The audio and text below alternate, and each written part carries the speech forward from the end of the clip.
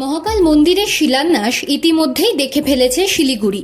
এবার কি ২৬-এর নির্বাচনে মহাযুদ্ধ দেখতে চলেছে উত্তরের এই প্রাণকেন্দ্র?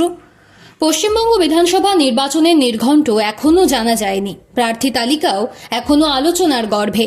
তার আগেই শিলিগুড়ির মেয়র গৌতম দেব জানিয়ে দিলেন তিনি এবার কোন কেন্দ্রে লড়বেন এবং কেন গতবারের কেন্দ্র থেকে প্রতিদ্বন্দ্বিতা করবেন না।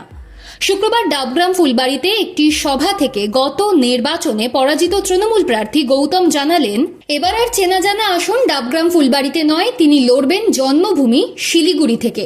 এক সরকারি অনুষ্ঠানের মঞ্চ থেকে গৌতমের ঘোষণা, আমি আর ডাবগ্রাম ফুলবাড়ি থেকে দাঁড়াচ্ছি না, প্রকাশ্যে বলে গেলাম আমি আমার জন্মভূমি শিলিগুড়িতে ফিরে যাচ্ছি। প্রাক্তন উত্তরবঙ্গ উন্নয়ন মন্ত্রী আরও বলেছেন, ডাবগ্রাম ফুলবাড়িতে আমি যা কাজ করেছি, আমাদের সরকার যা কাজ করেছে তা আগে হয়নি, কিন্তু লোকসভা নির্বাচন থেকে বিধানসভা নির্বাচনে আমরা এখানে পরাজিত হয়েছি।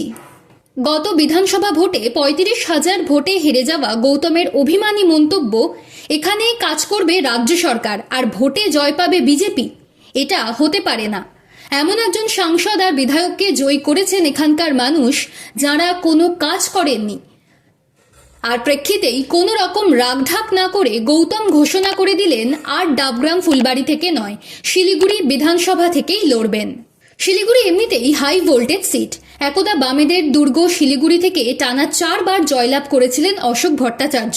1991 থেকে 2006 পর্যন্ত টানা জেতা উত্তরবঙ্গের মুখ্যমন্ত্রীকে শিলিগুড়ি হারিয়ে দেয় পরিবর্তনের বছরে। উত্তরের এই জনপদ 2011-য় সাক্ষী ছিল জয় বাবা রুদ্রনাথের।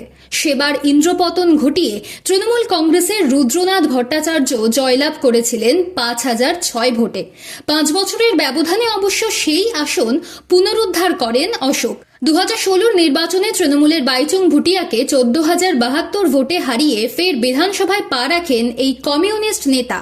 তবে 2021-এ তাঁকে হার মানতে হয় তার শিষ্যের কাছে। সেবার ভোটের ঠিক আগে সিপিএম ছেড়ে বিজেপিতে নাম লেখানো শঙ্কর ঘোষের কাছে বিপুল ব্যবধানে হেরে যান অশোক ভট্টাচার্য। শুধু হার নয়, মাত্র 16.14% ভোট পেয়ে তিনি নেমে যান তৃতীয় স্থানে। তৃণমূলের ওমপ্রকাশ মিশ্রকে 35,586 ভোটে হারিয়ে প্রথমবারের জন্য বিধায়ক হন শঙ্কর। এহেন পরিস্থিতিতে গৌতম দেব যদি এবার শিলিগুড়ি থেকে তৃণমূলের টিকিট পান, তাহলে দুই ভূমিপুত্রের যে জোর লড়াই হতে চলেছে তা বলাই বাহুল্য।